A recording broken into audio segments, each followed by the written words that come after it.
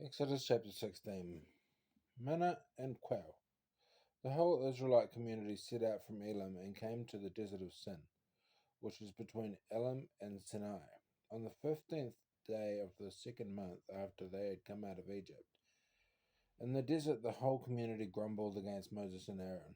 The Israelites said to them, "If only we had died by the Lord's hand in Egypt. There we sat round pots of meat and ate all the food we wanted. But you have brought us into this desert to starve this entire assembly to death." Then the Lord said to Moses, "I will rain down bread from heaven for you. The people are to go out each day and gather enough for that day. In this way I will test them and see whether they will follow my instructions. On the sixth day they are to prepare what they bring in, and that is to be twice as much as they gather on the other days."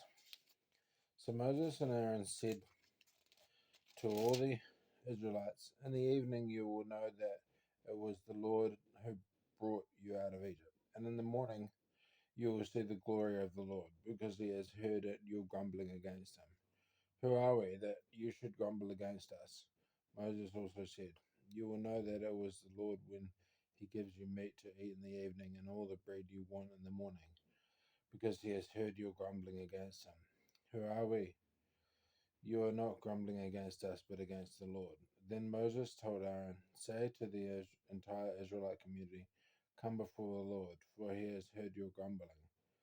While Aaron was speaking to the whole Israelite community, they looked towards the desert, and there was the glory of the Lord appearing in the cloud.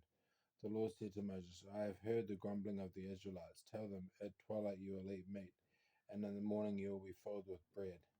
Then you will know that I am the Lord your God."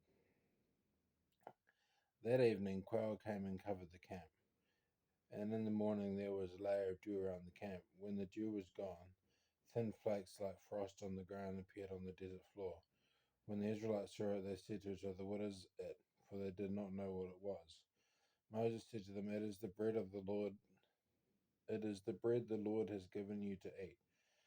This is what the Lord has commanded. Everyone is to gather as much as they need. Take an omer for each person you have in your tent."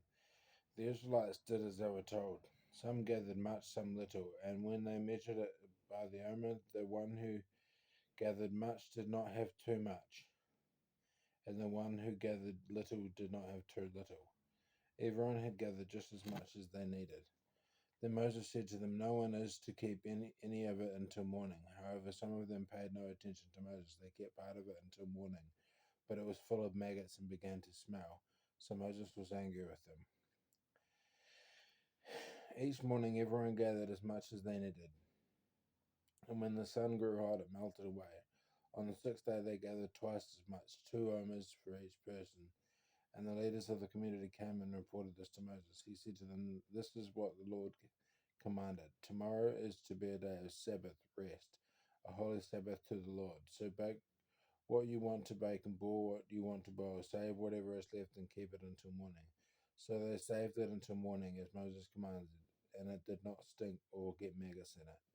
"Eat it today," Moses said, "because today is the Sabbath to the Lord.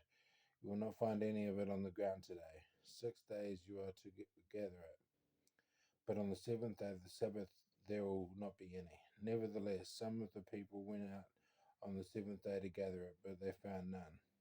Then the Lord said to Moses, "How long will you refuse to keep my commands and my instructions?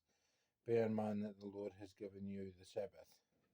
That is why on the sixth day he gives you bread for 2 days. Everyone is to stay where they are on the seventh day. No one is to go out." So the people rested on the seventh day. The people of Israel called the bread manna. It was white, like coriander seed, and tasted like wafers made with honey. Moses said, "This is what the Lord has commanded. Take an omer of manna and keep it for the generations to come, so they can see the bread I gave you to eat in the wilderness when I brought you out of Egypt." So Moses said to Aaron, "Take a jar and put an omer of manna in it. Then place it before the Lord to be kept for the generations to come." As the Lord commanded Moses, Aaron put the manna with the tablets of the covenant law, that it might be preserved. The Israelites ate manna for 40 years, until they came to the land that was settled. They ate manna until they reached the border of Canaan. An omer is 1/10 of an